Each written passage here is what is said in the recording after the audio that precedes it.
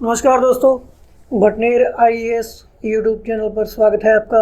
मैं नमिंदर संधू आपको पढ़ाने जा रहा हूँ इतिहास, जिसमें हम देखेंगे आज हमारा जो लेसन है 8वां है और क्लास 7th हमारी चल रही है। तो इसमें आज हम देखेंगे ईश्वर से अनुराग, जिसमें हम देखेंगे सूफी संतों के बारे में, भक्ति संतों के बारे में। जैसा कि हम ऊपर देख रहे हैं, गुरु नानक देव जी हैं और कबीर जी हैं और बहुत सारे सूफी संत जो हुए उस काल में, उनके बारे में भी चर्चा करेंगे। तो आज का जो लेसन हम स्टार्ट करते हैं ईश्वर से अनुराग। तो देखते हम देखेंगे आप लोगों को पूजा पाठ करते अथवा भजन कीर्तन या कव्वाली गाते या चुपचाप ईश्वर के नाम का जाप करते हुए देखा होगा। आपने यह भी गौर किया होगा कि उनमें से कुछ तो इतने भाव विभोर हो जाते हैं कि उनकी आंखों में आंसू भर आते हैं। ईश्वर के प्रति ऐसा प्रेम भाव या गहरी भक्ति उन विभिन्न प्रकार के भक्ति तथा सूफी आंदोलनों की देन है। किसकी देन है? सूफी आंदोलनों की। हमने देखा है कई बार हम भक्ति में या भावनाओं में इतना बह जाते हैं कि आंखों में आंसू तक आ जाते हैं, इतनी भावनाओं में बह जाते हैं। और ये जो देन है ये कहाँ से प्राप्त हुई है? तो ये देखेंगे हम सूफी आंदोलनों की देन है, जिनका 8वीं शताब्दी से उद्भव होने लगा है। जो सूफी आंदोलन थे, जो सूफी संत थे, इनका जो उदय है कब होने लगा? 8वीं शताब्दी के प्रारंभ में होने लगा। इसके बाद हम देखेंगे परमेश्वर का विचार। बड़े बड़े राज्यों के उदय होने से पहले भिन्न भिन्न समूहों के लोग जो हैं अपने अपने देवी देवताओं की पूजा किया करते थे। जब लोग नगरों के विकास और व्यापार तथा साम्राज्यों के माध्यम से एक साथ आते गए, तब नए नए विचार विकसित होने लगे। हम देखेंगे यहाँ पर कि जब लोग नगरों के विकास और व्यापार तथा साम्राज्यों के माध्यम से एक साथ आते गए, तब क्या हुआ? नए नए विचार विकसित होने लगे। यह बात व्यापक रूप से स्वीकार की जाने लगी कि सभी जीवधारी अच्छे तथा बुरे कर्म करते हुए जीवन मरण और पुनर्जीवन के अनंत चक्रों से गुजरते हैं। ऐसा कि हम देखते हैं भक्ति संतों के द्वारा या दर्शन शास्त्र में भी हमें पढ़ने को मिलता है कि व्यक्ति या जीवधारी अच्छे या बुरे कर्म करता हुआ अपने जीवन मरण, या तो अपने जीवन मरण का ये कष्ट ऐसे समाप्त कर जाता है या फिर पुनर्जन्म के चक्कर में पड़ता है, उनमें से गुजरता रहता है। यह उसके कर्मों पर निर्भर करता है कि वह किस प्रकार के कर्म करता है। अगर अच्छे कर्म करता है तो इस जीवन मरण के चक्कर से मुक्त हो जाता है।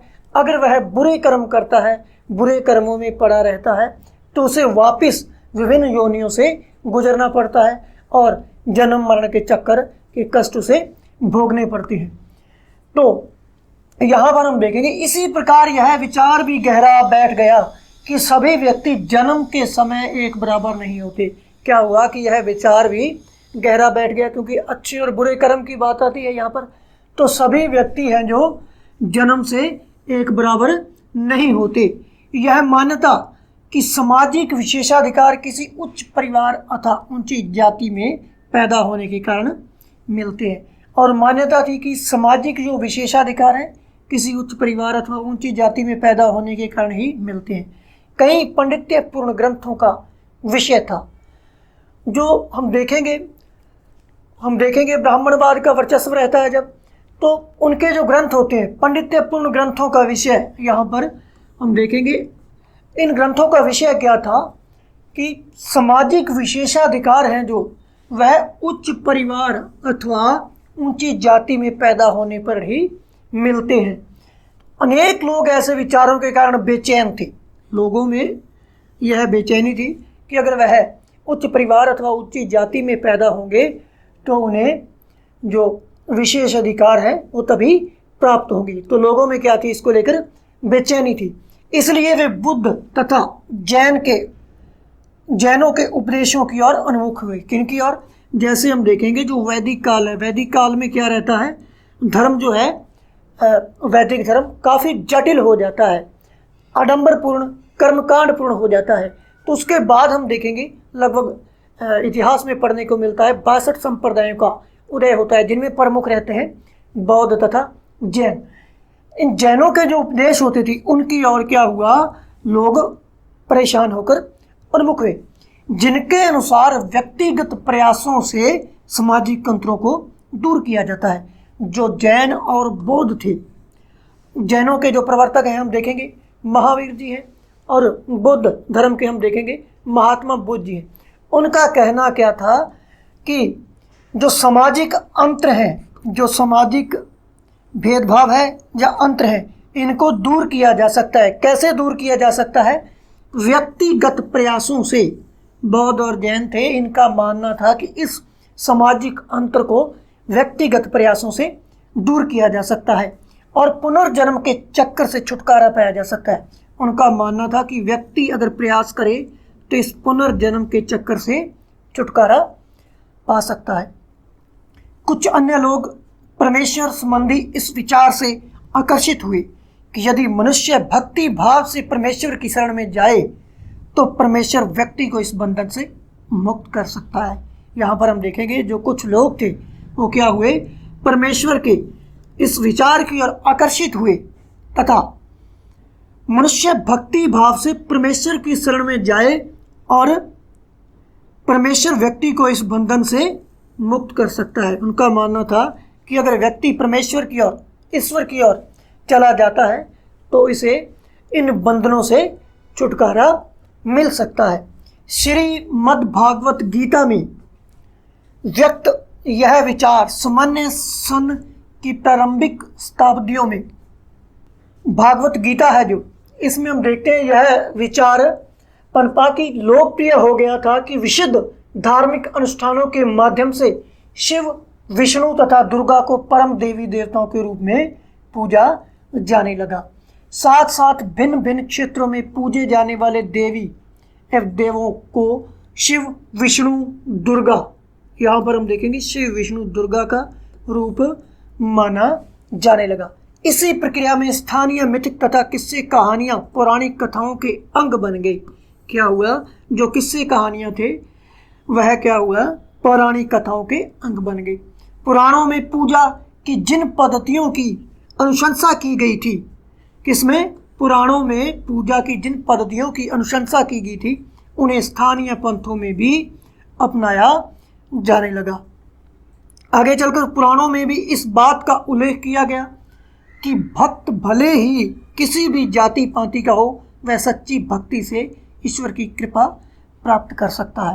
यानी कि इसके बाद यह विचार उभर कर सामने आता है जो पहले हमने पढ़ा कि जो ईश्वर है या इस जन्म मरण के चक्कर है या जो सामाजिक भेदभाव है या जाति के अनुसार ही प्राप्त होते थे। लेकिन यहाँ पर हम देखेंगे कि भक्त भले किसी भी जाति पाति का हो, वह सच्ची भक्ति से ईश्वर की कृपा प्राप्त कर सकता है। अगर उसके मन में या उसकी भक्ति में हम देखेंगे सच्चाई है या उसमें लगन है तो वो क्या कर सकता है, ईश्वर को प्राप्त कर सकता है।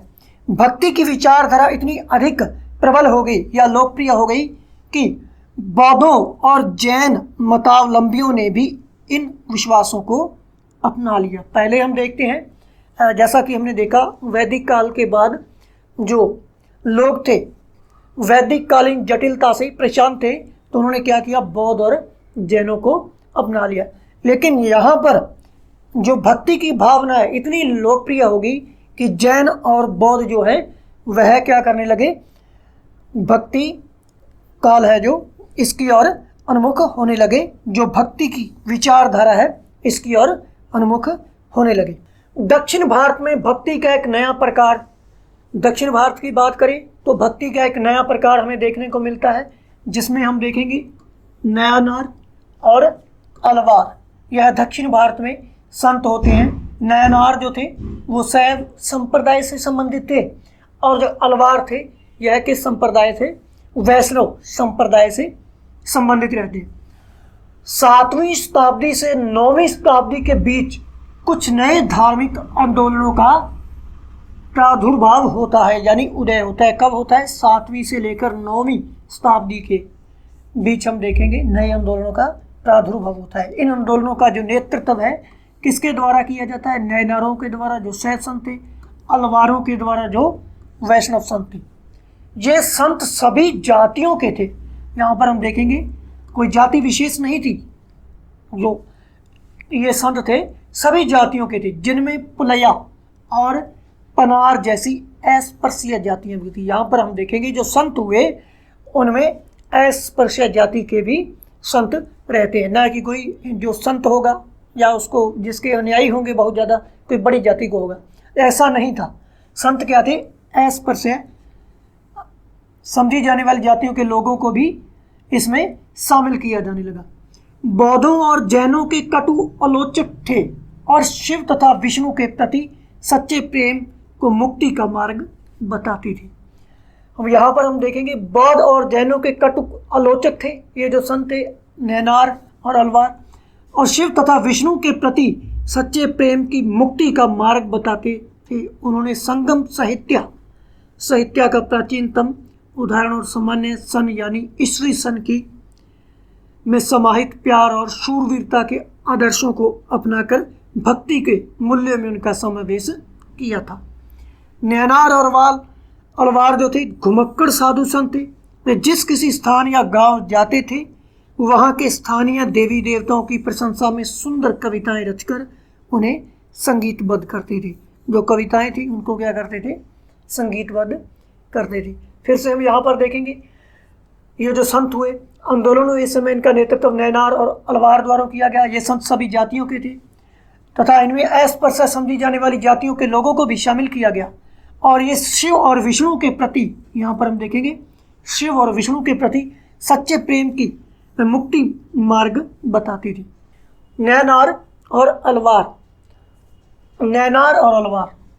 कुल मिलाकर 63 नैनार ऐसे थे जो कुम्हार, अस्पृश्य, कामगार, किसान, शिकारी, सैनिक, ब्राह्मण और मुखिया जैसी अनेक जातियों में पैदा हुए थे।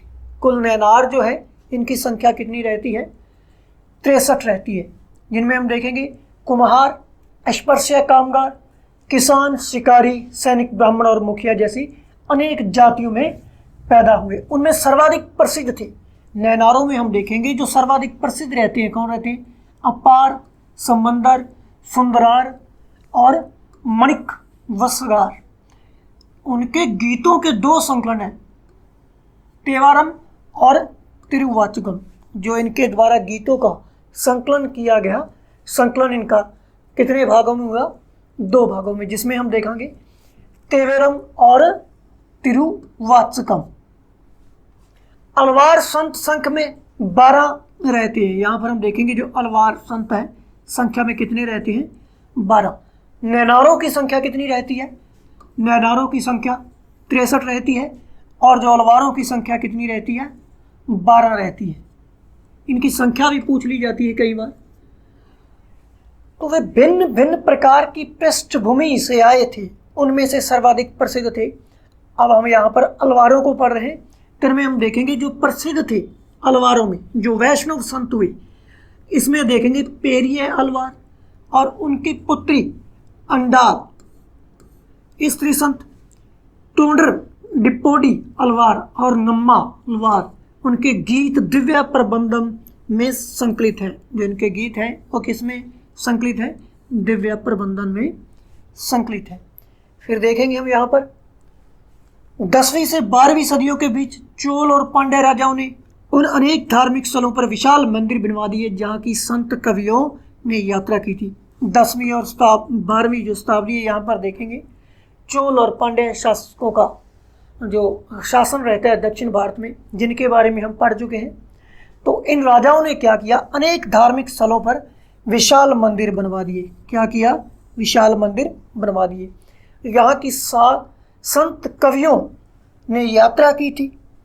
इस प्रकार भक्ति परंपरा और मंदिर पूजा के बीच गहरे संबंध स्थापित हो गई। यहाँ पर हम देखा, यहाँ संत कवियों द्वारा यात्रा की गई, चोल और पांड्य शासकों द्वारा वहां पर मंदिर बनवा दिए गए, तथा जिससे भक्ति परंपरा और मंदिर पूजा के बीच क्या हो गया, गहरा संबंध स्थापित हो गया।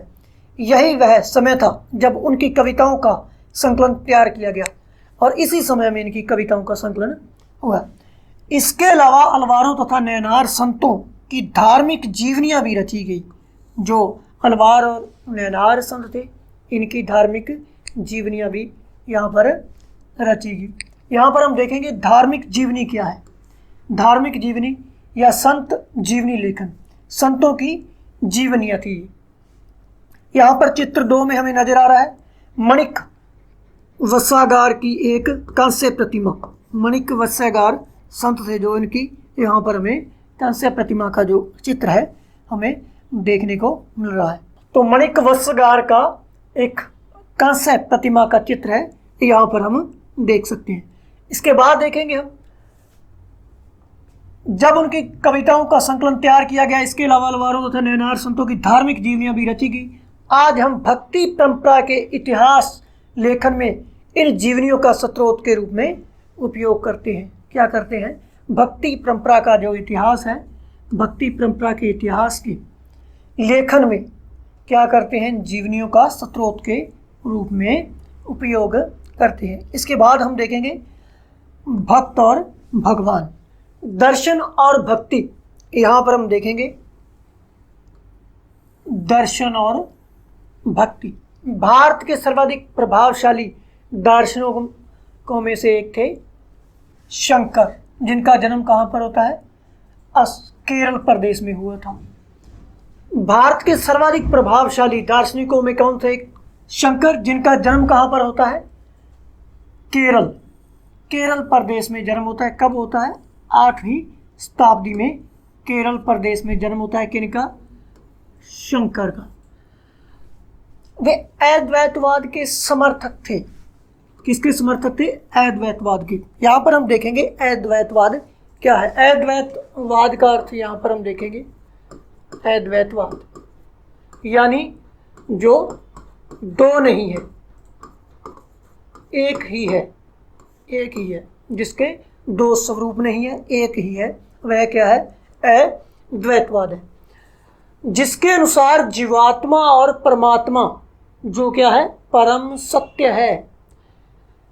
कौन, जीवात्मा और परमात्मा जो परम सत्य है, दोनों एक ही हैं। उन्होंने यह शिक्षा दी कि ब्रह्मा जो एकमात्र या परम सत्य है। शंकर ने क्या कहा कि जो ब्रह्मा है एकमात्र परम सत्य है, वह निर्गुण और निराकार है, यानी उसका कोई आकार नहीं है, निराकार है। शंकर ने हमारे चारों ओर के संसार को मिथ्या या माया माना है। मिथ्या यानी कि असत्य माना है, जो क्या है, परम सत्य नहीं है। परम सत्य क्या है, यहाँ पर जीवात्मा और परमात्मा है। जो हमारा भौतिक संसार है वह क्या है, माया है, मिथ्या है, यानी असत्य है। संसार का परित्याग करने अर्थात संन्यास लेने और ब्रह्मा की सही प्रकृति को समझने और मोक्ष प्राप्त करने के लिए ज्ञान के मार्ग को अपनाने का उपदेश दिया। यानी किसकी बात कर रहे हैं यहाँ पर, वो ज्ञान की बात कर रहे हैं। इन सब के लिए ज्ञान मार्ग अपनाने का उपदेश दिया। यहाँ पर हम देखेंगे शंकर जो है, इन्होंने चारों ओर का जो संसार है, संसार को क्या माना है, इन्होंने मिथ्या माना है, असत्य माना है। और परम सत्य किसे माना है, ब्रह्मा को माना है, जो एकमात्र परम सत्य है।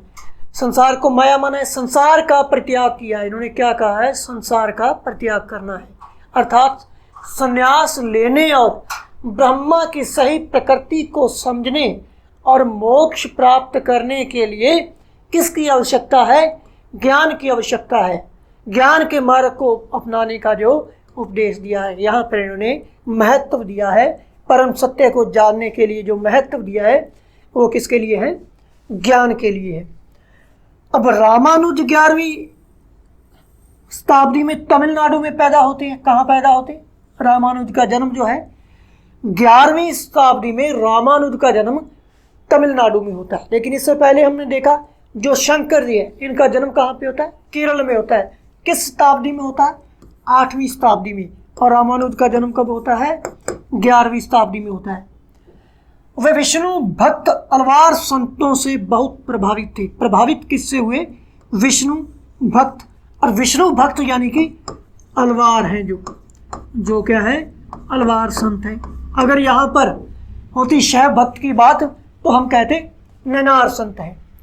अलवार संतों से बहुत प्रभावित थे। उनके अनुसार मोक्ष प्राप्त करने का उपाय विष्णु के प्रति अनन्य भक्ति भाव रखना है। क्या बताया रामानुज ने? विष्णु के प्रति अनन्य भक्ति भाव रखना ही मोक्ष प्राप्ति का एकमात्र साधन है। अगर मोक्ष को प्राप्त करना है, मोक्ष को प्राप्त करना है किसके अनुसार? रामानुज के अनुसार। रामानुज के अनुसार अगर मोक्ष को प्राप्त करना है तो आपको विष्णु के प्रति अनन्य भक्ति भाव रखना होगा। लेकिन शंकर जो है, इन्होंने क्या किया है? ज्ञान प्राप्ति पर बल दिया है। भगवान विष्णु की कृपा दृष्टि से भक्त उनके साथ एकाकार होने का परमानंद प्राप्त कर सकता है। रामानुज ने विशिष्ट द्वैतावाद के सिद्धांत को प्रतिपादित किया। किसको? ये सिद्धांत जो है विशिष्ट द्वैतावाद का इंपॉर्टेंट है भाई। जो विशिष्ट द्वैतावाद का सिद्धांत है किसके द्वारा दिया गया? रामानुज के द्वारा दिया गया, जो 11वीं शताब्दी में तमिलनाडु में पैदा होते हैं। किनके द्वारा? रामानुज के द्वारा। कौन सा सिद्धांत है? विशिष्ट द्वैतावाद। यहाँ पर हम देखेंगे जो हमारे 8वीं शताब्दी में शंकर है, शंकर के द्वारा कौन सा सिद्धांत दिया गया? अद्वैत का। अद्वैतवाद का जो सिद्धांत है शंकर के द्वारा दिया जाता है। लेकिन जो विशिष्ट द्वैत का सिद्धांत है, विशिष्टता द्वैत का जो सिद्धांत है, वो किनके द्वारा दिया जाता है? रामानुज के द्वारा दिया जाता है। सिद्धांत को प्रतिपादित किया जिसके अनुसार आत्मा परमात्मा से जुड़ने के बाद भी अपनी अलग सत्ता बनाए रखती है। यहाँ पर इनका मानना क्या है? रामानुज का मानना है आत्मा जो है परमात्मा से मिलने के बाद, आत्मा जो है परमात्मा से मिलने के बाद भी क्या है? अपनी अलग सत्ता बनाए रखती है।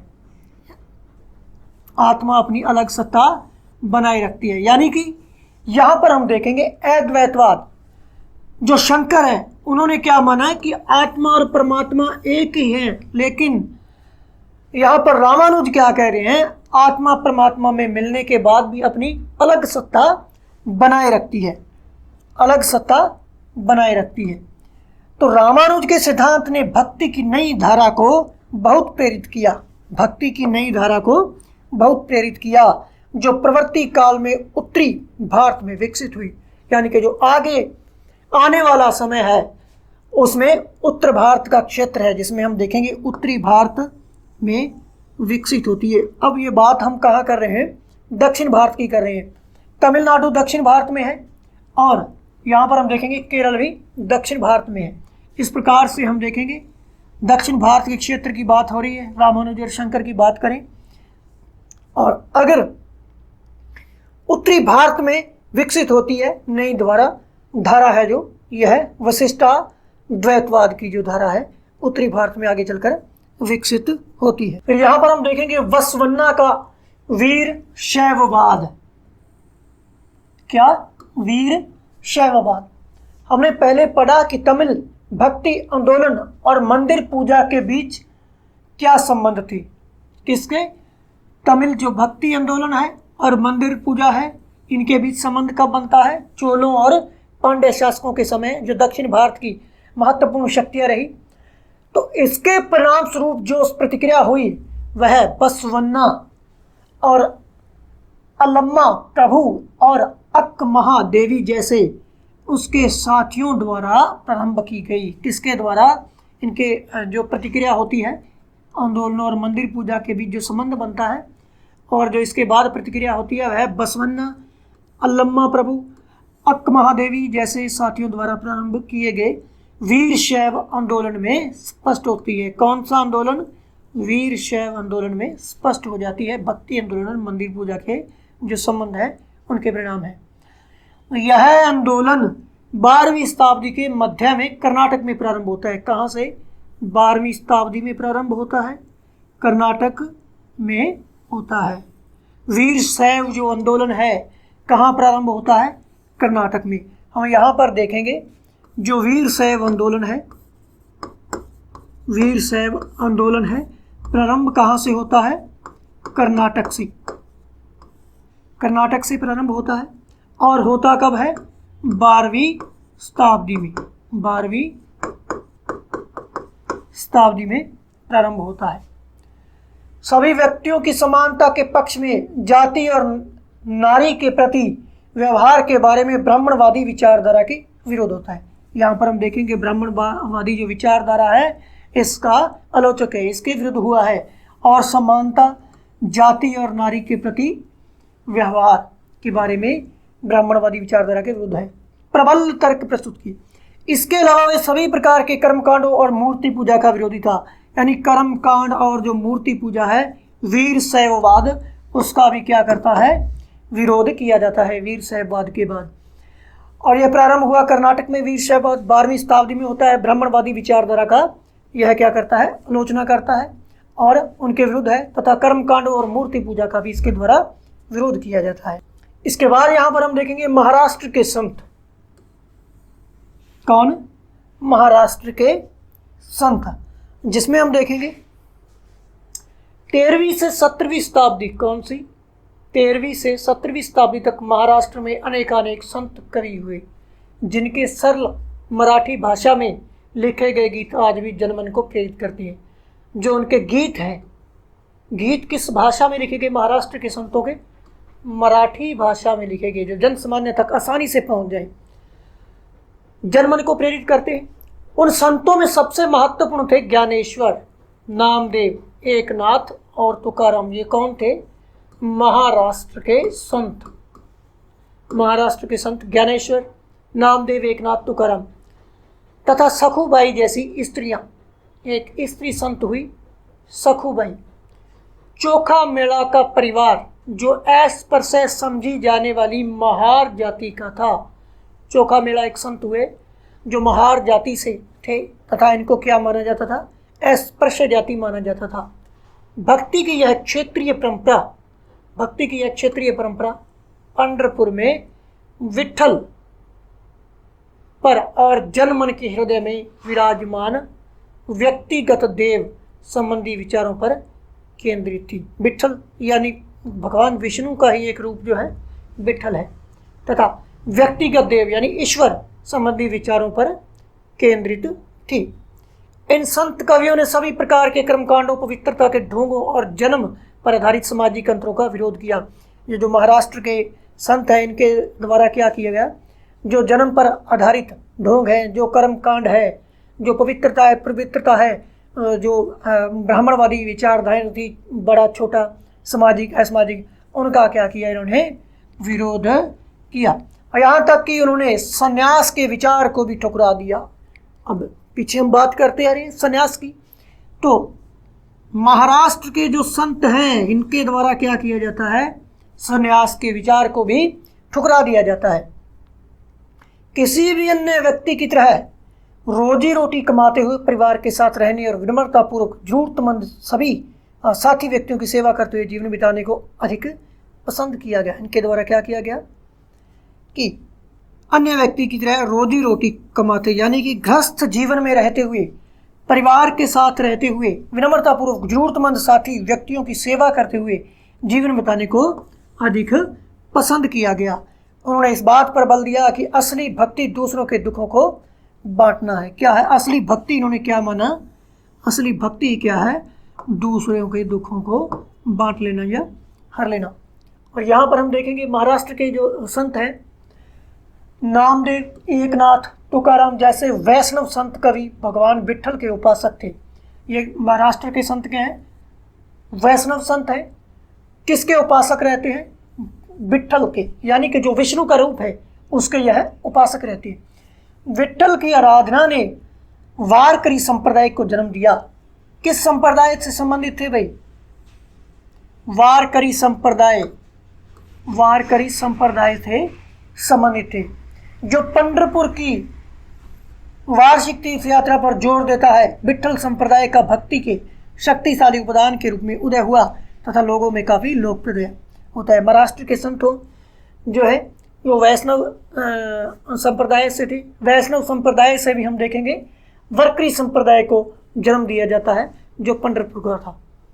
इसके बाद हम आगे चलेंगे तो महाराष्ट्र के संतों की ये जो विचारधारा थी सामाजिक भेदभाव को न मानने की, इस एक नए मानवतावादी विचार का हुआ, जैसा कि सुप्रसिद्ध गुजराती संत हैं नरसिंह मेहता ने कहा था, वैष्णव जन तो तन कहिए पीर पराई जाने।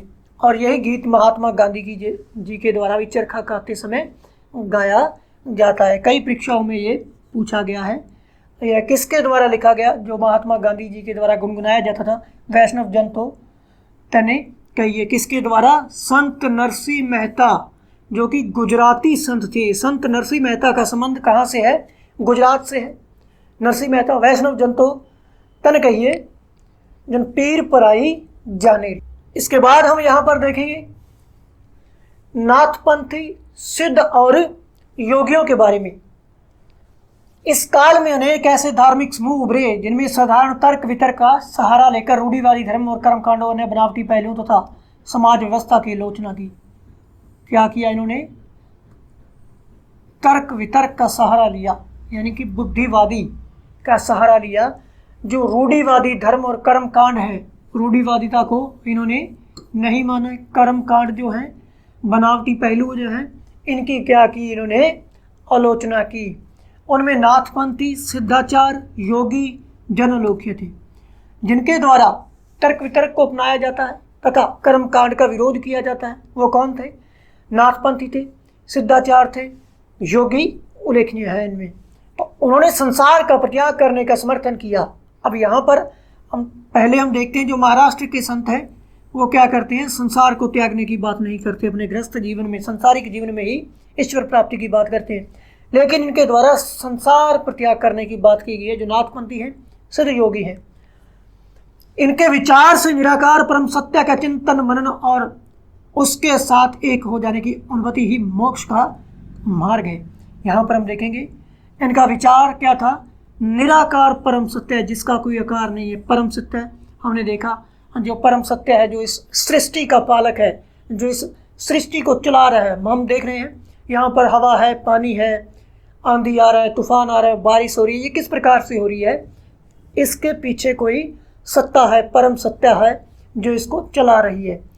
तो इन्होंने परम सत्य का चिंतन मनन और उसके साथ एक हो जाने की अनुभूति है। यहाँ पर हम देखेंगे जो परम सत्य है, यहाँ पर हम देखेंगे क्या है? परम सत्य जो है, परम सत्य जो है उसके साथ एक हो जाने, यानी कि इसमें ही विलीन हो जाना, परम सत्य में ही विलीन हो जाने की जो अनुभूति है, अनुभूति यानी जिसे हम महसूस करें कि हम परम सत्य में विलीन हो चुके हैं, उस अनुभूति को ही मोक्ष मार्ग कहा है। इन्होंने मोक्ष मार्ग किसे कहा है? परम सत्य में विलीन होने की जो अनुभूति है उसे ही मोक्ष मार्ग कहा है। इसके लिए उन्होंने योगासन क्या किया? योगासन, प्राणायाम और चिंतन मनन जैसी क्रियाओं के माध्यम से मन एवं शरीर को कठोर प्रशिक्षण देने की आवश्यकता पर बल दिया। अब परम सत्य से मिला कैसे जाता है? इन्होंने बताया योगासन, प्राणायाम और चिंतन मनन जैसी क्रियाएं करके इनके माध्यम से ही मन एवं शरीर को कठोर प्रशिक्षण देने की आवश्यकता पर बल दिया। यह समूह खासतौर पर नीची कही जाने वाली जातियों में बहुत लोकप्रिय है। जो नीची कही जाने वाली जातियां थी, जो निम्न समुदाय थे, जो अस्पृश्य जातियां थी, उनमें योगी सिद्ध क्या हुए? ज़्यादा फेमस होते हैं, प्रसिद्ध होते हैं, लोकप्रिय हैं। उनके द्वारा की गई रूढ़िवादी धर्म की आलोचना ने भक्ति मार्गीय धर्म के लिए आधार तैयार किया। क्या किया इनके द्वारा? जो रूढ़िवादी धर्म की आलोचना ने भक्ति मार्गीय धर्म के लिए आधार तैयार कर दिया, जो आगे चलकर उत्तरी भारत में लोकप्रिय होता है।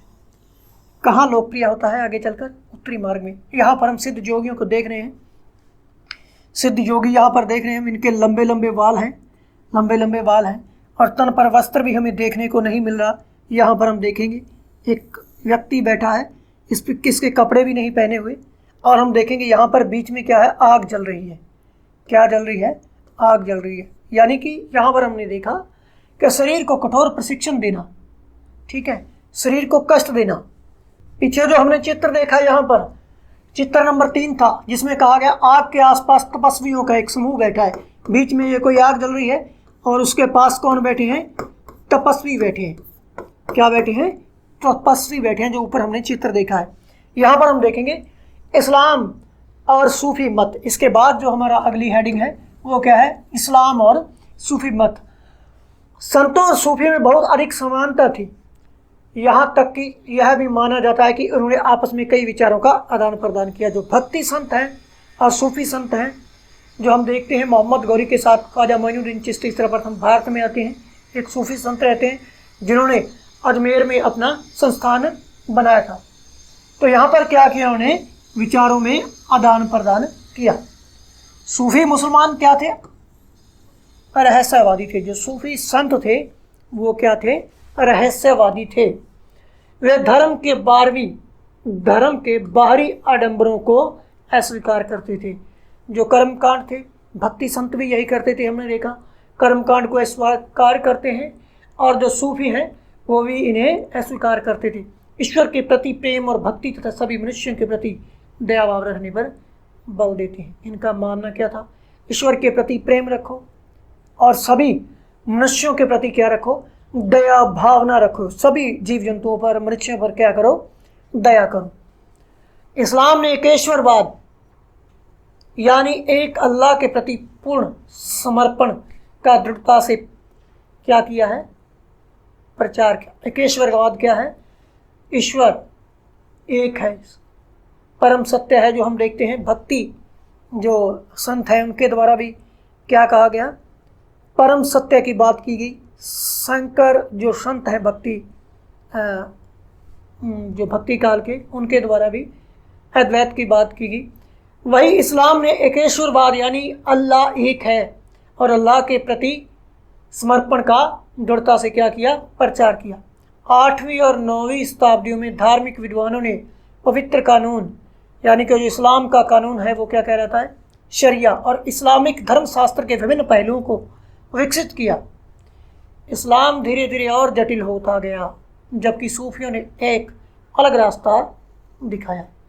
इस्लाम का जो धार्मिक कानून है, शरिया है, उसके अनुसार क्या होता गया? इस्लाम और जटिल होता गया और जटिल होता गया। वही वैदिक धर्म वाली बात यहाँ पर देखने को मिलती है कि जैसा उत्तर वैदिक काल में हम देखते हैं धर्म में कर्मकांड और आडंबरों का बोलबाला हो जाता है, जटिलता बढ़ जाती है, वैसे ही यहाँ पर देखने को मिला इस्लाम में। तो सूफी संतों ने एक नया रास्ता दिखाया जो ईश्वर के प्रति व्यक्तिगत समर्पण बल देता है, व्यक्तिगत समर्पण पर बल देता है। सूफी लोगों ने मुस्लिम धार्मिक विद्वानों द्वारा निर्धारित विशुद्ध कर्मकांडों और आचार संहिता को बहुत कुछ अस्वीकार कर दिया। जो मुस्लिम धार्मिक विद्वान थे, जो उलेमा थे, उनके द्वारा जो निर्धारित किए गए थे, शरिया के अनुसार जो नियम कानून बनाए गए थे, उन कर्म कांडों और आचार संहिता को क्या किया? अस्वीकार कर दिया गया। मुस्लिम जो सूफी संत थे उनके द्वारा वे ईश्वर के साथ ठीक उसी प्रकार जुड़े रहना चाहते थे जिस प्रकार एक प्रेमी दुनिया की परवाह किए बिना जो है दुनिया की परवाह किए बिना अपनी प्रियतमा के साथ जुड़ा रहना चाहता है। अब संत कवियों की तरह सूफी लोग भी जो है अपनी भावनाओं को व्यक्त करने के लिए काव्य रचना किया करते थे। जो भक्ति संत होते थे इनके द्वारा भी क्या किया? उन्होंने भी अपनी कविताएं लिखी और जो रचनाएं हैं ईश्वर को लेकर वह भी की, और सूफी संतों के द्वारा भी वैसा ही किया गया, उनके द्वारा भी वैसा ही किया गया। सूफी लोग भी अपनी भावनाओं को, जो उनके मन में भावनाएं होती थी ईश्वर के प्रति, समाज के प्रति, उन्होंने क्या किया? काव्य रचनाएं करने लगे। गद्य में एक विस्तृत साहित्य तथा कई किस्में कहानियां इन सूफी संतों के इर्द गिर्द विकसित हुई। यहाँ पर हम देखेंगे, गद्य में देखेंगे कई विस्तृत साहित्य तथा किस्से कहानियां इर्द गिर्द विकसित हुई। मध्य एशिया के महान सूफी संत, यहाँ पर हम बात करेंगे मध्य एशिया के महान सूफी संतों में गजाली, रूमी, सादी के नाम उल्लेखनीय है। ये कौन थे? मध्य एशिया के संत थे, गजाली, रूमी और सादी। नाथपंथियों, सिद्धों और योगियों की तरह सूफी भी यही मानते थे कि दुनिया के प्रति अलग नजरिया अपनाने के लिए दिल को सिखाया पढ़ाया जा सकता है, यानी दिल को सिखाया पढ़ाया जा सकता है। यानी इनकी नाथपंथियों और सिद्ध योगियों से जो विचारधारा है वह मेल खाती थी। उन्होंने किसी औलिया या पीर की देखरेख में जिक्र का अर्थ यहाँ पर क्या है, नाम का जाप, किसी के नाम का जाप करना। जिक्र, चिंतन, समा यानी कि गायन जो विधा है, संगीत जो है, रक्स, नृत्य, नीति चर्चा, सांस पर नियंत्रण आदि के जरिए प्रशिक्षण की विस्तृत रीतियों का विकास किया। इनका मानना क्या था कि पीर की देखरेख में, अपने गुरु की देखरेख में जिक्र करना, चिंतन, समा, रक्स यानी नृत्य, नीति चर्चा, सांस पर नियंत्रण आदि के जरिए प्रशिक्षण की विस्तृत रीतियों का विकास किया। इस प्रकार आध्यात्मिक सूफी उस्तादों की पीढ़ियों, सिलसिलाओं का प्रादुर्भाव हुआ। किसका? सिलसिलाओं का प्रादुर्भाव हुआ। इनमें से होकर सिलसिला निर्देशों व धार्मिक क्रियाओं का थोड़ा बहुत अलग तरीका अपनाती थी। यहाँ पर हम एक देखेंगे, एक चित्र नजर आ रहा है यहाँ पर, जिसमें क्या दर्शाया गया है। कश्मीर में आनंदित सूफी, कश्मीर में 15वीं और 16वीं सदियों में सूफीवाद के ऋषि पंथ का उदय होता है। कहाँ होता है ऋषि पंथ का उदय? कश्मीर में होता है। कब होता है? 15वीं 16वीं शताब्दियों में ऋषि पंथ का उदय हुआ। इस पंथ की स्थापना किसने की थी? शेख नूरुद्दीन वली द्वारा, जिन्होंने नंद ऋषि के नाम से भी जाना जाता है, जिसने कश्मीर के लोगों के जीवन पर गहरा प्रभाव डाला और ऋषि संतों को समर्पित कई स्मारक कश्मीर के कई भागों में निर्मित हमें देखने को मिलते हैं। यहाँ पर हम देखेंगे किसकी बात की जा रही है?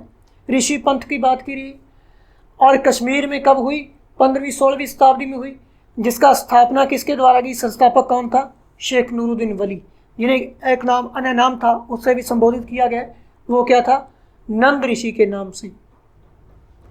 ठीक है, यहाँ पर हम कुछ सूफी संत हैं जिसे आनंदित मुद्रा में दिखाया गया। यहाँ पर हम देखेंगे जो पीछे हम बात कर रहे थे, नृत्य की बात कर रहे थे, रक्स की बात कर रहे थे, और इनके पास कुछ वाद्य यंत्र भी हैं, यानी कि जो समा था, गायन विद्या करते हुए, नृत्य करते हुए ईश्वर के लिए इन्हें यहाँ पर दिखाए गए। भाव विभोर की बात करते थे, भावनाओं में बह जाते थे, वो सब हमें यहाँ पर देखने को मिल रहा है। इस चित्र में हम देखेंगे जो सूफी संत हैं उनको आनंदित मुद्रा में यहाँ पर हम देख सकते हैं। यहाँ पर हम देखेंगे मध्य एशिया की बात कर रहे थे, कुछ संतों की हमने बात की है। तो मध्य एशिया से आकर हिंदुस्तान में बसने लगे थे कई जो सूफी संत थे। दिल्ली सल्तनत की स्थापना के साथ ही यह प्रक्रिया उस समय और मजबूत हो गई। दिल्ली सल्तनत का जो टॉपिक है हम अध्याय 3 में पढ़ चुके हैं। दिल्ली सल्तनत की हम जैसे ही देखते हैं कि स्थापना हो जाती है मोहम्मद गौरी के द्वारा, कुतुबुद्दीन ऐबक जो है यहाँ के सुल्तान बनते हैं दिल्ली के। प्रक्रिया उस समय और भी मजबूत हो गई जब उपमहाद्वीप में सर्वत्र बड़े बड़े अनेक सूफी केंद्र विकसित हो गए। क्या हो गए? बड़े बड़े, दिल्ली सल्तनत के साथ ही बड़े बड़े सूफी केंद्र भी क्या हो गए? भारत में, इस उपमहाद्वीप में विकसित हो गई। इनमें हम देखेंगे चिश्ती जो सिलसिला है, चिश्ती सिलसिला इन सभी सिलसिलों में सबसे अधिक प्रभावशाली रहता है। चिश्ती सिलसिला सबसे प्रभावशाली सूफी संतों का जो सिलसिला है उसमें कौन सा है? चिश्ती। इसमें औलियाओं की एक लंबी परंपरा थी। किनकी? औलियाओं की एक लंबी परंपरा थी। जैसे अजमेर के ख्वाजा मोइनुद्दीन चिश्ती, दिल्ली के कुतुबुद्दीन जो ख्वाजा मोइनुद्दीन चिश्ती हैं, इनका संबंध कहाँ से था? अजमेर में आकर यह रहने लगे थे। यहीं पर इनकी दरगाह है, जो खनका है, यहीं पर इनकी खनका बनती है। ख्वाजा मोइनुद्दीन चिश्ती दिल्ली के कुतुबुद्दीन बख्तियार काकी, जो किसके समय रहते हैं? इल्तुतमिश के समय। पंजाब के बाबा फरीद और दिल्ली के ख्वाजा निज़ामुद्दीन।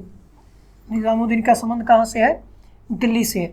और बाबा फरीद का संबंध, जिसका वर्णन हमें गुरु ग्रंथ साहिब में भी मिलता है। औलिया और गुलबर्ग के बंदा नवाज गेसु दराज, जो गुलबर्ग है, हम देखेंगे यहाँ से कौन थे? गेसु दराज। सूफी संत अपने खनकाहों में विशेष बैठकों का आयोजन करते थे। जो इनके खनकाह होते थे, यहाँ पर इनका एक खनकाह यानी कि एक संस्थान होते थे, इनकी संस्था होती थी, यहाँ पर विचार करते थे, आयोजन करते थे। यहाँ सभी प्रकार के भक्तगण, जिनमें शाही घरानों के लोग तथा अभिजात और आम लोग भी होते थे। जो हम देखेंगे सूफी संत है, इनकी जो बैठकें होती थी वहाँ पर क्या होता था? कोई भेदभाव नहीं होता था, बड़े छोटे सब समान होते थे। तो यहाँ पर हम देखेंगे इनमें जो इनके भक्तगण हैं जिसमें जात वर्ग के लोग भी होते थे, राजा लोग भी होते थे, और क्या होता था, शाही घराने के लोग भी इसमें शामिल होते थे, इन खनकाहों में आते जाते थे। यहाँ पर हम देखेंगे खनका। खनका क्या थी? सूफियों की एक संस्था होती थी। खनका का संबंध किससे है? खनका किसे कहा गया है? संस्था को कहा गया है। यहाँ सूफी संत अक्सर रहते भी थे। शाही घरानों के लोग तथा आम लोग भी शामिल होते थे, खनकाहों में आते जाते। वहीं आध्यात्मिक विषयों पर चर्चा करते थे। जो इनकी खनका है, सूफी संतों की जो संस्था है, वहाँ पर विचार विमर्श होता था। और क्या होता था? आध्यात्मिक विषयों पर चर्चा करते थे, ईश्वर के लिए चर्चा करते थे, इस जीव जगत के लिए चर्चा करते थे, आत्मा और परमात्मा के लिए यहाँ पर चर्चा होती थी। अपनी दुनियादारी की समस्या को सुलझाने के लिए संतों से आशीर्वाद मांगते थे। यहाँ पर जो लोग आते थे, अब जात वर्ग के, आम जन, साधारण वर्ग के जो लोग थे, लोग बाग थे, वो क्या करते थे? अपनी समस्याओं को सुलझाने के लिए संतों की शरण में आते थे और उनसे आशीर्वाद मांगते थे, अथवा संगीत तथा नृत्य के जलसों में ही शामिल होकर चले जाते थे। क्या होता था? यहाँ पर जो समा है, रक्स है, संगीत नृत्य होता था, उसमें शामिल होते, जलसों में आते और चले जाते। अक्सर लोग यह समझते थे कि सूफी औलियों के पास चमत्कारी शक्तियाँ। अब लोगों के मन में क्या हो गया कि इनके पास कोई चमत्कारी शक्तियाँ हैं और जिनसे आम लोगों की बीमारियों और तकलीफ़ों को दूर किया जाता है, यानी कि छुटकारा मिल सकता है। सूफी संत की दरगाह एक तीर्थ स्थल बन जाता था। अब लोगों की भावनाएं इनसे इतनी जुड़ जाती कि उनकी जो समस्याएं होती, उनको सुलझाने के लिए इन खनकाहों में चले जाती, तथा अब उनके मन में यह भावना बन जाती कि उनकी जो समस्याएं हैं वो यहीं से सुलझेंगी, तथा इसी को लेकर जो सूफी खनका है या दरगाह है, ये क्या बन जाते? तीर्थ स्थल भी बन जाते थे। जैसा आज भी हम देखेंगे, अजमेर की जो ख्वाजा मोइनुद्दीन चिश्ती की दरगाह है, यहाँ पर आज भी लोग चद्दर चढ़ाते हैं, बहुत सारी मन्नतियाँ मानते हैं, और जब उनकी इच्छाएं पूर्ण होती हैं तब वहाँ पर जाते हैं। यानी कि तीर्थ स्थल का उन्होंने स्थान ले लिया। यहाँ सभी ईमान धर्म के लोग हजारों की संख्या में आते हैं। हिंदू, मुस्लिम, सभी जातियों के जो लोग हैं यहाँ पर अपना भाईचारा कायम करते हुए यहाँ पर हर वर्ष जो उर्स लगता है उसमें शामिल होते हैं।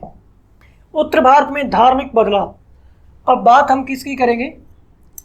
जो उत्तर भारत है, उत्तर भारत में क्या है? धार्मिक बदलाव, जो चेंजेस होते हैं उनके बारे में जानकारी प्राप्त करेंगे। 13वीं सदी की बात करेंगे। सबसे पहले हम देखेंगे किस सदी की है? 13वीं सदी की बात करेंगे। उत्तरी भारत में भक्ति आंदोलन की एक नई लहर आती है। उत्तरी भारत में जो भक्ति की लहर आती है, भक्ति आंदोलन की लहर आती है, और कब? 13वीं शताब्दी में। यह एक ऐसा युग था जब इस्लाम, ब्राह्मणवादी, हिंदू धर्म, सूफी मत, भक्ति की विभिन्न धाराओं ने और नागपंथियों, सिद्धों तथा योगियों ने परस्पर एक दूसरे को प्रभावित किया। हमने देखा कि नए नगरों, जो अध्याय 6 में हमने नए नगर पढ़े हैं, नए नगरों और राज्यों अध्याय 2, 3, 4 में का उद्भव हो रहा था। यानी इस समय क्या हो रहा था? नए नगरों का उदय और नए राज्यों का उत्थान यहाँ पर हो रहा था, और लोग अपने लिए नए नए व्यवसाय और नई नई भूमिकाएं खोज रहे थे। यानी कि बहुत सारा यहाँ पर क्या है? बहुत सारी चीज़ों का प्रादुर्भाव हो रहा था, उदय हो रहा था। एक यानी कि एक बीज है जो इसका अंकुरण हो रहा था, यह पेड़ बन रहा था।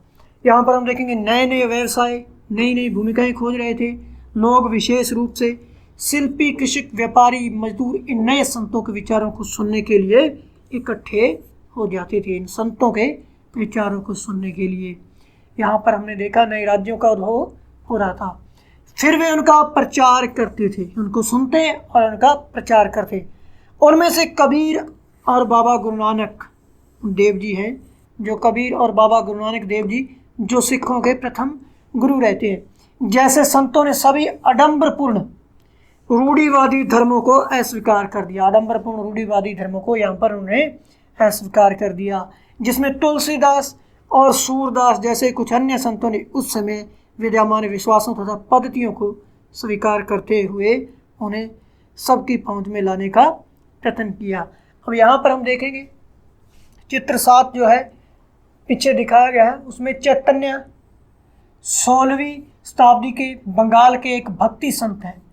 जो चैतन्य है चैतन्य देव हैं, वो कौन है? एक भक्ति संत है और कहाँ से संबंधित हैं? बंगाल से, बंगाल से संबंधित है। कृष्ण राधा के प्रति निष्काम भक्ति भाव का उपदेश दिया। इन्होंने क्या किया? कृष्ण और राधा की भक्ति से संबंध को दर्शाया। इस चित्र में आप उनके अनुयायियों के एक समूह को आनंद में नाचते गाते देख सकते हैं। यहाँ पर नीचे हम देखेंगे जो चित्र है किसका है? वो चित्र रहता है चैतन्य का, जो बंगाल से संबंधित है, जो राधा और कृष्ण की विचारधारा यानी राधा और कृष्ण के जो विचार है निष्काम भक्ति भाव का उपदेश देती। तुलसीदास ने ईश्वर को राम के रूप में धारण किया। जो तुलसीदास जी हैं उन्होंने ईश्वर का प्रतीक किसे माना है? ईश्वर का प्रतीक उन्होंने राम के रूप को माना है, राम के रूप को धारण किया है। अवधि में लिखी गई तुलसीदास की रचना रामचरितमानस उनके भक्ति भाव की अभिव्यक्ति को दर्शाती है। यहाँ पर हम देखेंगे जो उन्होंने तुलसीदास के द्वारा कौन सी रचना की जाती है? रामचरितमानस की, और भाषा कौन सी है? अवधि। यहाँ पर हम देखेंगे जो तुलसीदास जी हैं, जो क्या है? तुलसीदास जी हैं, इनके द्वारा रचना किसकी की जाती है? रामचरितमानस की, रामचरितमानस की। और इसकी भाषा क्या रहती है? भाषा इसकी रहती है अवधि। तथा इनकी जो ईश्वर का प्रतीक इन्होंने किसे माना है? श्री राम जी को। जो श्री राम जी हैं इन्होंने ईश्वर के रूप में इन्हें धारण किया था। साहित्यिक कृति दोनों ही दृष्टियों से महत्वपूर्ण। यहाँ पर हम देखेंगे तुलसीदास की रचना रामचरितमानस उनके भक्ति भाव की अभिव्यक्ति और साहित्यिक कृति दोनों ही दृष्टियों से महत्वपूर्ण है। सूरदास श्री कृष्ण के अनन्य भक्त थे, उनकी रचनाएं सूरसागर आगे हम देखेंगे जो ग्रंथ है। यहाँ पर हम देखते हैं सूरदास की बात कर रहे हैं। श्री कृष्ण के अनन्य भक्त हुए सूरदास जी तथा उनकी रचनाएं सूरसागर। सूरदास की जो रचनाएं हैं वो कौन सी हैं?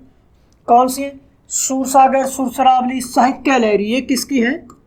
सूरदास की रचनाएं हैं, जो क्या थे? कृष्ण के अनन्य भक्त थे। अब उनके भक्ति भाव को व्यक्त करती हैं। क्या करती हैं? ये जो ग्रंथ है उनके भक्ति भाव को व्यक्त करती। असम के शंकरदेव 15वीं शताब्दी में जो इन्हीं के समकालीन थे। यहाँ पर हम देखेंगे जो सूरदास हैं कृष्ण के भक्त हैं और असम के शंकरदेव जो हैं इनके समकालीन थे। इनका जन्म कहाँ पर होता है? केरल में होता है। इन्होंने विष्णु की भक्ति पर बल दिया और असमिया भाषा में कविताएं तथा नाटक लिखे। जो शंकरदेव हैं कौन सी भाषा का इस्तेमाल किया इन्होंने? असमिया भाषा का। कविताएं तथा नाटक लिखे। उन्होंने ही नामघर, क्या चीज़? नामघर स्थापित करने की पद्धति चलाई जो आज तक चल रही है। किसके द्वारा? शंकरदेव जी के द्वारा। इनके द्वारा नामघर स्थापित करने की जो पद्धति चलाई जो आज तक चल रही है। इस परंपरा में हम आगे देखेंगे दादू दयाल, रविदास, मीराबाई जैसे संत भी हुए। ये क्या थे? सगुण भक्ति को मानने वाले थे। मीराबाई एक राजपूत राजकुमारी थी। मीराबाई कौन थी? एक राजकुमारी थी जो राजपूत थी, जिनका विवाह 16वीं शताब्दी में मेवाड़ के एक राजसी घराने में होता है। इनके पति का नाम राजा भोज था। मीराबाई रविदास जो अस्पृश्य जाति के माने जाते थे उनकी अनुयायी बन जाती है। अब मीराबाई के गुरु का नाम क्या था? रविदास था, जो निम्न जाति से संबंधित था। मीराबाई कौन थी? उच्च घराने से थी, राजपूत राजकुमारी होती है तथा इनका गुरु कौन होता है? रविदास होता है, जो एक अस्पृश्य जाति से संबंधित था। वह कृष्ण के प्रति समर्पित थी। जो मीरा थी, मीराबाई की हम बात कर रहे हैं, वो कौन थी? रविदास इनके गुरु थे और किसके प्रति समर्पित थी? कृष्ण के प्रति समर्पित थी। और उन्होंने अपने गहरे भक्ति भाव को कई भजनों में अभिव्यक्त किया है जो उनके भक्ति भाव है। यहाँ पर हम देखेंगे शंकर की बात करेंगे। शंकर देव की भक्ति का सार एक शरण नाम धर्म के प्रति, धर्म के नाम से भी जाना जाता है। अगर प्रश्न पूछा जाए एक शरण नाम धर्म के नाम से जाना गया है किसे? शंकर देव जो है उनका सार है एक सर्वोच्च सत्ता के प्रति समर्पण, जो एक शरण नाम धर्म यानी कि एक सर्वोच्च सत्ता मानते हैं शंकर देव जी। शंकर देव की शिक्षाएं भागवत गीता, भागवत पुराण पर आधारित हैं। उन्होंने ज्ञान के प्रसार के लिए सत्र या मठों की स्थापना की, प्रोत्साहित किया। उनकी प्रमुख रचना में कीर्तन घोष शामिल है। कीर्तन घोष का संबंध किससे है? शंकर देव से। हम मीराबाई की बात कर रहे थे, तो यहाँ पर हम देखेंगे उनके गीतों में उच्च जातियों के रीति नियमों को खुली चुनौती दी। क्या किया उन्होंने? जातिगत भेदभाव को समाप्त करने की बात कही। उनके गीत राजस्थान में, गुजरात के जनसाधारण में बहुत लोकप्रिय हुए। इन संतों में से अधिकांश का विशिष्ट अभिलक्षण यह है कि इनकी कृतियाँ क्षेत्रीय भाषाओं में रची गई। ये जो संत है, हमने पढ़ा, दादू दयाल पढ़ा, जो पीछे मीराबाई है, इनकी जो रचनाएं हैं, कृतियाँ हैं, क्षेत्रीय भाषाओं में रची गई। इन्हें आसानी से पढ़ा गया, आसानी से जाना गया, जिससे कि जो इनका प्रचार प्रसार है वो लोगों तक आसानी से पहुंचा। इसलिए ये क्या हुई? बेहद लोकप्रिय हुई। पीढ़ी दर पीढ़ी मौखिक रूप से चलती रही। प्राय इन गीतों के प्रसारण में सर्वाधिक निर्धन, सर्वाधिक वंचित समुदाय और महिलाओं की भूमिका रही। किनकी? निर्धन, सर्वाधिक वंचित समुदाय है और जो महिलाएं हैं उनकी भूमिका रही। प्रसारण की इस प्रक्रिया में ये सभी लोग अक्सर अपने अनुभव की भी जोड़ देते थे। इस तरह आज मिलने वाले गीत संतों की रचनाएं तो हैं ही, साथ साथ उन पीढ़ियों के लोगों की रचनाएं भी मानी जाती। संताओं की रचनाओं के साथ साथ क्या है? उन पीढ़ियों के लोग जिन्होंने अपने अनुभव को इनमें जोड़ दिया, वो भी मानी जा सकती हैं। उन्हें गाया करते थे। वे हमारी जाति जागती, जीती जागती संस्कृति का अंग बन गई। यहाँ पर हम देखेंगे भक्ति संतों का एक महत्वपूर्ण योगदान की बात करेंगे। यहाँ पर हम देखते हैं संगीत के विकास में था इनका जो महत्वपूर्ण योगदान रहा। संगीत के विकास में था। अपने जो ईश्वर के प्रति भावनाएं हैं उन्हें गाकर व्यक्त करते थे। बंगाल के जयदेव ने संस्कृत में गीत गोविंद की रचना की। जो बंगाल के जयदेव हैं, इन्होंने किस भाषा में? संस्कृत भाषा में। कहाँ के थे ये? बंगाल के थे। किसकी रचना की? गीत गोविंद की रचना की, जिसमें हर गीत एक विशेष राग और ताल में रचित है। संगीत पर इन संतों का एक महत्वपूर्ण प्रभाव भजन, कीर्तन और अभंग का प्रयोग था। इन गीतों ने जो मनोभावनात्मक अनुभव पर बल देते हुए जनमानस को ज़्यादा आकर्षित किया। अभंग क्या थे? हम देखेंगे जो मराठी संतों को पढ़ा, उनके जो गीत थे, संगीत थे, उन्हें क्या कहा जाता था? अभंग कहा जाता था। यहाँ पर हम देख सकते हैं, यह मीराबाई का चित्र है, राणा के राजमहल से परे। यह क्या है? किसका चित्र है? मीराबाई, मीराबाई का चित्र। यहाँ पर ऊपर हेडिंग है कबीर को नज़दीक से एक नज़र में। जो कबीर है, कबीर की बात, कबीर संभवतः 15वीं-16वीं सदी में हुए थे और इनका जन्म हम देखेंगे, इनका पालन पोषण जो है कहाँ पर हुआ था? बनारस में हुआ था तथा उसके आसपास के एक मुसलमान जुलाहा यानी बुनकर परिवार में हुआ था। एक क्या थे? कबीर जी जो है, जो एक प्रभावशाली संत रहते हैं, निर्गुण प्रवृत्ति के संत रहते हैं। इनका पालन पोषण कहाँ होता है? बनारस में होता है तथा मुसलमान जुलाहा बुनकर परिवार में इनका जन्म हुआ था। उनके जीवन के बारे में हमारे पास बहुत कम विश्वसनीय जानकारी है। हमें उनके विचारों की जानकारी उनकी सखियों और पदों से, विशाल संग्रह से मिलती है। जो इनकी जानकारी कहाँ से मिलती? साखियों, पदों और विशाल संग्रह से, जिनके बारे में यह कहा जाता है इनकी रचना कबीर ने की थी। परंतु ये घुमंतु भजन गायकों द्वारा गाए जाते हैं। किसके द्वारा गाए जाते हैं? इनकी सखियाँ हैं जो घुमंतु जो भजन गायकों द्वारा गाई जाती हैं। इनमें से कुछ भजन गुरु ग्रंथ साहब, पंचवाणी और बीजक में संग्रहित है। अब यहाँ पर प्रश्न उठता है कि जो कबीर के भजन हैं उनकी जानकारी या हमें वह पढ़ने के लिए कहाँ से मिलते हैं? गुरु ग्रंथ साहब से मिलते हैं, पंचवाणी और बीजक में संग्रहित हैं। बीजक के बारे में ज़्यादातर प्रश्न पूछा जाता है। इनके जो भक्ति गीत हैं वो कहाँ से, भजन गायक कहाँ से मिलते हैं? पंचवाणी, बीजक और गुरु ग्रंथ के जो गुरु ग्रंथ साहब हैं वहाँ से भी हमें इनकी जानकारी मिलती है। देखेंगे हम सच्चे प्रभु की खोज में। यहाँ पर हम देख सकते हैं, यह जो चित्र है संत कबीर जी का है, उनका चित्र यहाँ पर हम देख सकते हैं।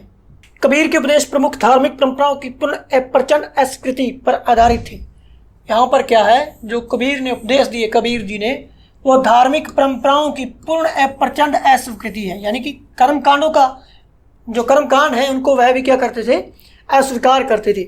उनके उपदेशों में ब्राह्मणवादी हिंदू धर्म और इस्लाम दोनों के 12 जो आडंबरपूर्ण पूजा के सभी रूपों का मजाक उड़ाया गया है। उनका मानना क्या है, जो ब्राह्मणवादी हिंदू विचार है, यानी कि वो कर्मकांड है, चाहे वो इस्लाम में है, दोनों धर्मों में भी है, जो आडंबर कर्मकांड है उनका मजाक उड़ाया गया। उनके काव्य की भाषा बोलचाल की हिंदी थी। उनके काव्य की जो भाषा बोलचाल की हिंदी थी, आम आदमियों द्वारा आसानी से समझी जा सकती थी। उन्हें कभी कभी रहस्यमय भाषा का भी प्रयोग किया, जिससे समझना कठिन होता था। कबीर निराकार परमेश्वर में विश्वास करते थे। महत्वपूर्ण है भाई, कबीर किस में विश्वास करते थे? निराकार परमेश्वर में, जिसका कोई आकार नहीं है। भक्ति के माध्यम से ही मोक्ष यानी मुक्ति प्राप्त हो सकती है। कबीर का जो विश्वास था वो निराकार में था। और मोक्ष प्राप्ति की जो बात करते हैं कबीर, मोक्ष प्राप्ति की जो बात करते हैं कबीर, किसके माध्यम से? भक्ति के माध्यम से ही क्या है? माध्यम से ही मोक्ष की प्राप्ति पर बल देते हैं। हिंदू या मुसलमान दोनों लोग उनके अनुयायी थे। गुरु नानक देव जी की तरह जो हिंदू थे, जो मुसलमान थे, दोनों ही उनके अनुयायी थे। इसके बाद हम देखेंगे बाबा गुरु नानक देव जी, नज़दीकी से उन पर एक नज़र डालेंगे। यहाँ पर गुरु नानक देव जी जिसके बारे में सभी लोग जानते हैं, ज़्यादा बताने की जरूरत नहीं होगी मेरे हिसाब से। जो हिंदू मुस्लिम भाईचारा या सभी धर्म जातियों के लोग हैं उनको एक समान मानते थे, इंसानियत की बात करते थे। उनके लिए सभी इंसान जो जीव जंतु हैं वो एक समान है। तो कबीर की अपेक्षा बाबा गुरु नानक, जिनका जन्म का कब होता है? 1469 ईस्वी में होता है और 1539 ईस्वी तक हम देखेंगे। 1469, इससे पहले हम देखें जो बाबर है, मुगल काल का बादशाह रहता है, 1483 ईस्वी में किसका जन्म होता है? बाबर का जन्म होता है। कब होता है? 14 फरवरी को। 14 फरवरी 1483 को बाबर का भी जन्म होता है। लेकिन जो गुरु नानक देव जी हैं उनसे उम्र में बड़े रहते हैं। इनका जन्म कब होता है? 1469 ईस्वी में होता है। जो इनका कालखंड है वो देखेंगे 1469 से 1539 तक रहता है। तलवंडी जन्म कहाँ होता है? तलवंडी में, जो पाकिस्तान में ननकाना साहब है, अभी चर्चा में रहा है ननकाना साहब, जो रास्ता भी खुला है पाकिस्तान के लिए। जन्म लेने वाले बाबा गुरु नानक ने करतारपुर रावी नदी के तट पर डेरा बाबा नानक, करतारपुर वर्तमान हम देखेंगे रावी नदी के तट पर डेरा बाबा नानक में एक केंद्र स्थापित किया। इन्होंने केंद्र कहाँ स्थापित किया? करतारपुर में केंद्र स्थापित किया। स्थापित करने से पहले कई यात्राएं भी की। उन्होंने अपने अनुयायियों के लिए करतारपुर में एक नियमित उपासना पद्धति अपनाई। जो गुरु नानक देव जी द्वारा नियमित उपासना पद्धति अपनाई गई, जो नियमित उपासना पद्धति अपनाई गई, वो कहाँ अपनाई गई? करतारपुर में अपनाई गई। जिसके अंतर्गत उन्हीं के शब्द यानी कि जो भजन गीत है को गाया जाता था। उनकी जो नियमित उपासना पद्धति में उनके शब्दों को, भजनों को गाया जाता था। उनके अनुयायी अपने अपने पहले धर्म या जाति अथवा लिंग भेद को नज़रअंदाज करके एक सांझी रसोई में इकट्ठे हो जाते थे। हम देखेंगे जो लोग थे उनके अनुयायी थे, वो पहले अपने धर्म या जाति लिंग भेद को नज़रअंदाज कर देते थे। यानी वो जब वहाँ पर इकट्ठे होते, रसोई में इकट्ठे होते, तो धर्म जाति का जो चोला है, जो धर्म जाति है, लिंग है, भेदभाव है, सामाजिक असमानता है, उसे क्या कर देते? अपने से दूर हटा देते। और सांझी रसोई में इकट्ठे खाते पीते थे, यानी कि कोई बड़ा छोटा नहीं, एक समान, जिसे क्या कहा जाता था? लंगर कहा जाता था। लंगर की जो प्रथा है गुरु नानक देव जी के द्वारा ही चलाई गई थी। बाबा गुरु नानक ने उपासना और धार्मिक कार्यों के लिए जो जगह नियुक्त की उसे धर्मशाल कहा जाता था। बाबा जो गुरु नानक देव जी हैं उनके द्वारा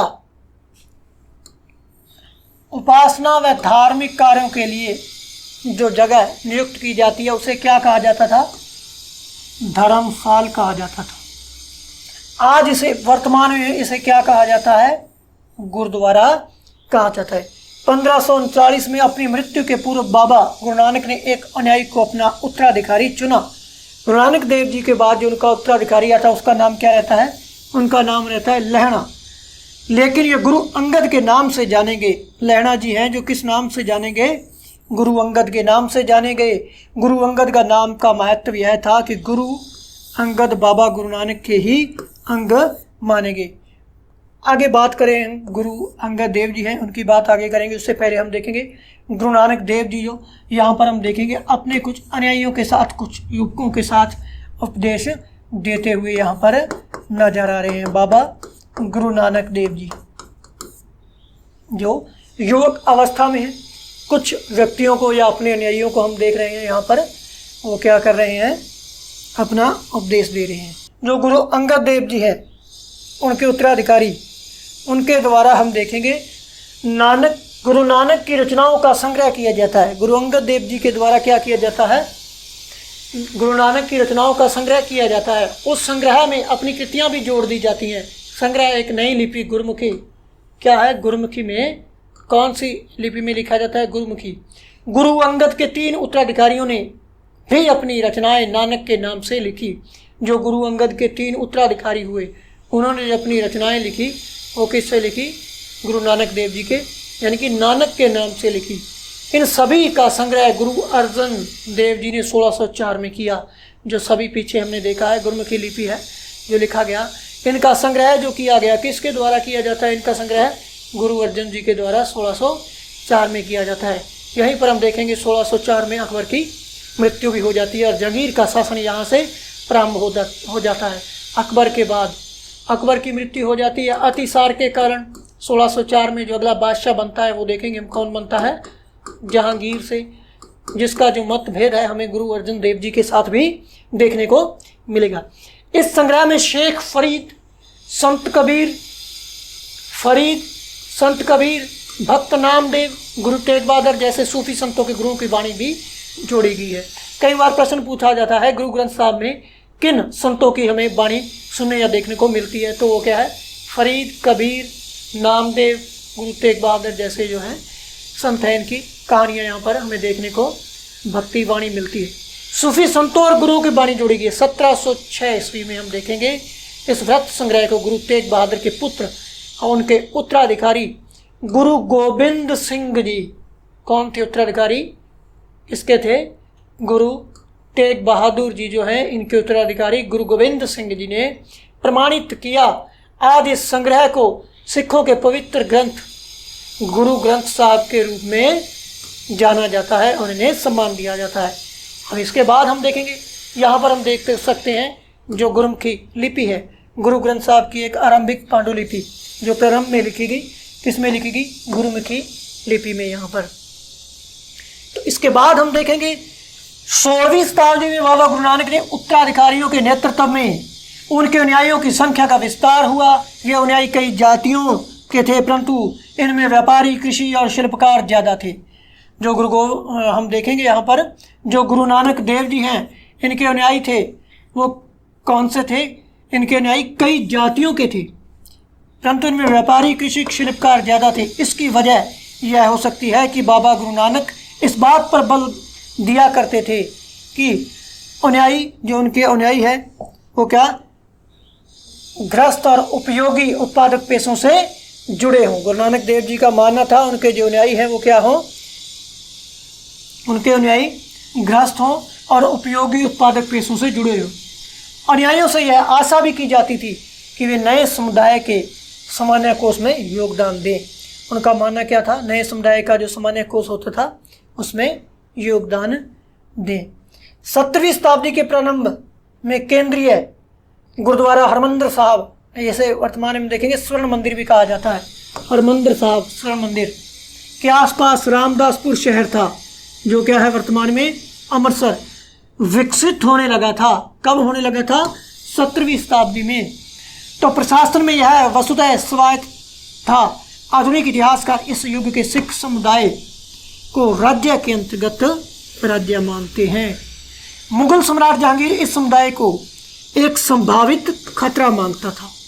अब जो सिख समुदाय है इस संभावित खतरा किसके द्वारा माना गया है, मुगल सम्राट हमने देखा जहांगीर के द्वारा। पीछे हमने देखा अकबर का जो उत्तराधिकारी है जहांगीर बनता है, उसने 1606 में गुरु अर्जन देव जी हैं उनको क्या किया, मृत्यु दंड दिया। अब विवाद की बात करें, गुरु अर्जन देव और जो जहांगीर के इनके मध्य विवाद होता है।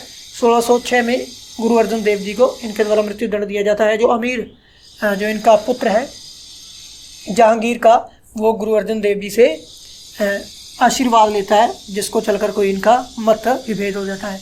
17वीं शताब्दी में सिख आंदोलन का राजनीतिकरण शुरू होता है। अब सिख आंदोलन जो है उसका राजनीतिकरण कब से प्रारंभ होता है? वो होता है 17वीं शताब्दी से। हम यहाँ पर देखेंगे 17वीं शताब्दी से सिख आंदोलन का जो राजनीतिकरण शुरू हो जाता है यहाँ पर, जिसका दूरगामी परिणाम यह हुआ कि 1699 में गोविंद सिंह जी के द्वारा खालसा पंथ की स्थापना की जाती है। यहाँ पर हम देखेंगे 1699 में, यह प्रश्न कई बार कई परीक्षाओं में पूछा जाता है। 1699 में क्या होता है? गुरु गोविंद सिंह जी के द्वारा खालसा पंथ की स्थापना की जाती है, यानी खालसा की संस्था का निर्माण किया जाता है, जिसे खालसा पंथ के नाम से भी जाना जाता है। काफ़ी महत्वपूर्ण है यह परीक्षा की दृष्टि से। 1699 में गुरु गोविंद सिंह जी के द्वारा खालसा संस्था का निर्माण किया गया, जिसे किस नाम से जाना गया? खालसा पंथ के नाम से जाना गया। सिख समुदाय अब एक राजनीतिक सत्ता बन गया। राजनीतिक सत्ता कब बनता है सिख समुदाय? 1699 के बाद।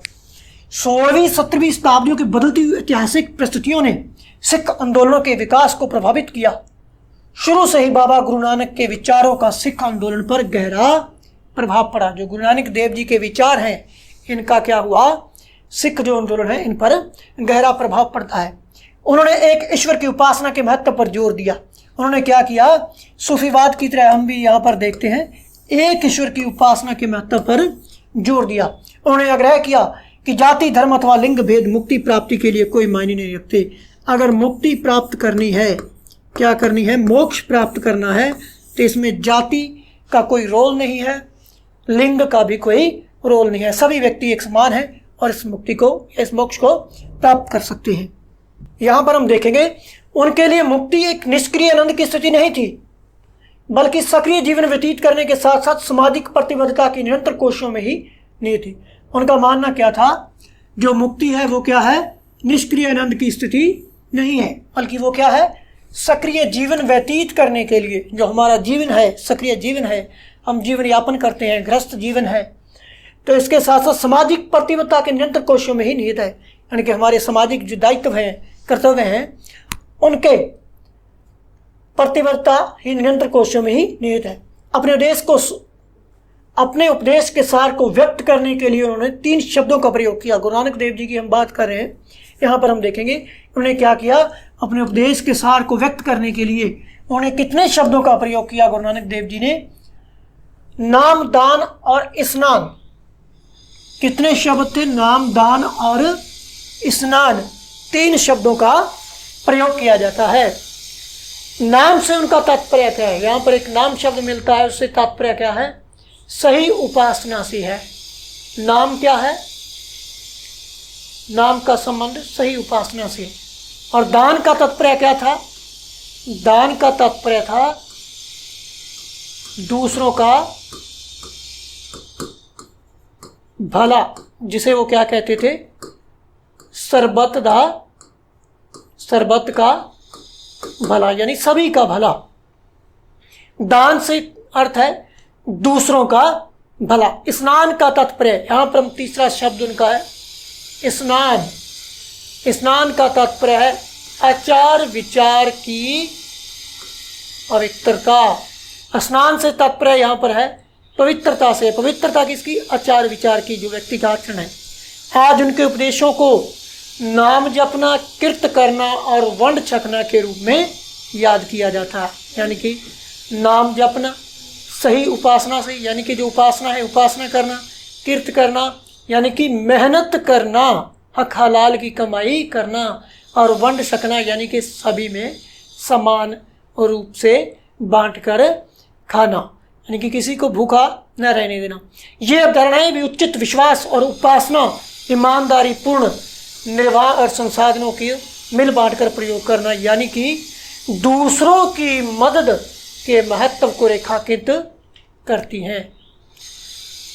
इस तरह बाबा गुरु नानक के समानता के विचारों को सामाजिक राजनीतिक मायने थे। जो बाबा गुरु नानक देव जी हैं वो समानता को मानते थे, उनके कुछ सामाजिक राजनीतिक मायने थे।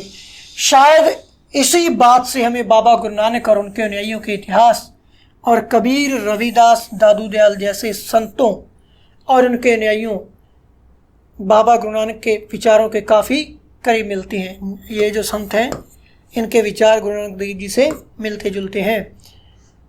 हम यहाँ पर हम देखेंगे अनुयायियों के इतिहास में फ़र्क को समझने में मदद मिलती है। इसके बाद हम देखेंगे कुछ वर्ल्ड हिस्ट्री से संबंधित इस बुक में दिया गया है, वो देखेंगे। मार्टिन लूथर और धर्म सुधार आंदोलन, ये वर्ल्ड हिस्ट्री की बात करते हैं। यहाँ पर जो यूरोपीय इतिहास है वहाँ से ये मिलता है। 16वीं सदी, कब की बात है? 16वीं सदी का समय। यूरोप में एक धार्मिक अंतक्षोभ यानी उथल पुथल, यानी कि एक धार्मिक आंदोलन होता है। अंतक्षोभ यानी क्या होता है? उथल पुथल का काल था। तब ईसाई धर्म में अनेक परिवर्तन हुए। किसमें? ईसाई धर्म में क्या हुए? अनेक परिवर्तन हुए, जिन्हें लाने वाले महत्वपूर्ण नेताओं में से एक थे मार्टिन लूथर। कौन थे? Martin Luther. यहाँ हम देखेंगे जो ईसाई धर्म में बहुत सारे परिवर्तन हुए यूरोप में, ठीक है, कौन सी शताब्दी में? 16वीं शताब्दी में। उन परिवर्तनों में लाने के लिए महत्वपूर्ण नेता थे, जो उनमें एक महत्वपूर्ण नेता हुए मार्टिन लूथर, जिनका जन्म होता है 1483 में, यानी कि यह भी बाबर के समकालीन थे। इधर बाबर का जन्म होता है, उधर मार्टिन लूथर का जन्म होता है। और गुरु नानक देव जी है जो इनका जन्म 1469 में होता है, यानी कि लूथर और बाबर से दोनों से उम्र में बड़े थे गुरु नानक देव जी। तो कैथोलिक चर्च के अनेक आचार व्यवहार बाइबल की शिक्षाओं के विरुद्ध जाते हैं। यहाँ पर हम देखेंगे लूथर ने महसूस किया कि रोमन कैथोलिक जो चर्च है उसके अनेक आचार व्यवहार हैं बाइबल की शिक्षाओं के विरुद्ध जा रहे हैं, उन्हें कुछ ठीक नहीं लगा। लूथर ने लैटिन भाषा के बजाय आम लोगों की भाषा का प्रयोग को प्रोत्साहन दिया। उस समय क्या थी जो प्रमुख भाषा थी? क्या थी? लैटिन थी, जो क्या थी? आम जन के बस से बाहर थी। आम जन लोग जो हैं इसे नहीं पढ़ते थे। जैसा कि हमने देखा संस्कृत भाषा से वैदिक काल में, और शूद्र लोग हैं जो निम्न लोग हैं वो इस भाषा को नहीं पढ़ पाते थे और पूरी जानकारी नहीं ले पाते थे। और उसी प्रकार से हम देखते हैं लैटिन भाषा यहाँ रहती है 16वीं शताब्दी में, और आम जन तक सही जानकारी नहीं पहुँच पाती पोप के बारे में, चर्च के बारे में। तो यहाँ पर लूथर क्या करते हैं? आम लोगों की भाषा का प्रयोग का प्रोत्साहन देते हैं, बाइबल का जर्मन भाषा में अनुवाद करते हैं जो आम लोग उसे पढ़ सकें। वे दंड मोचन की इस प्रथा का घोर विरोधी हैं। यहाँ पर क्या होता था? दंड मोचन, एक दंड मोचन पत्र होते थे जिसे पादरियों के द्वारा, पोप के द्वारा बंटवा दिया जाता था, पैसों के बदले में बेच दिए जाते थे ताकि उन्हें स्वर्ग मिले, उनके पापों से मुक्ति मिल जाए। विरोध किया जिनके अंतर्गत पाप कर्मों को क्षमा कराने के लिए चर्च को दान दिया जाता था। छापे खाने के बढ़ते हुए प्रयोग से उनकी रचनाओं का व्यापक रूप से प्रचार प्रसार हुआ। छापे खाने का प्रयोग भी हम देखते हैं 16वीं शताब्दी में बढ़ता है। तो उनकी रचनाएं हैं जो उनका व्यापक रूप से प्रचार प्रसार होता है। अनेक प्रोटेस्टेंट ईसाई संप्रदाय अपना उद्भव लूथर की शिक्षाओं में ही खोजते हैं। जो प्रोटेस्टेंट ईसाई हैं अपना उद्भव कहाँ खोजते हैं? लूथर की शिक्षाओं में ही खोजते हैं। यहाँ पर हम देखें मार्टिन लूथर द्वारा जर्मन भाषा में अनुवादित बाइबल का शीर्षक जो है, यह क्या है? मार्टिन लूथर द्वारा जर्मन भाषा में अनुवादित क्या है? बाइबल का एक शीर्ष पृष्ठ यहाँ पर हमें देखने को मिलता है। तो इसी के साथ ही दोस्तों जो हमारा 8वां लेसन है यहाँ पर हम देखेंगे। हमारा क्या है? 8वां लेसन जो है, 8वां पाठ था जो हमारा ईश्वर के साथ अनुराग, वो यहीं पर समाप्त हो गया। तो सभी विद्यार्थी जो IAS भटनेर YouTube चैनल देखने वाले हैं, हम सभी का धन्यवाद, बहुत बहुत आभार।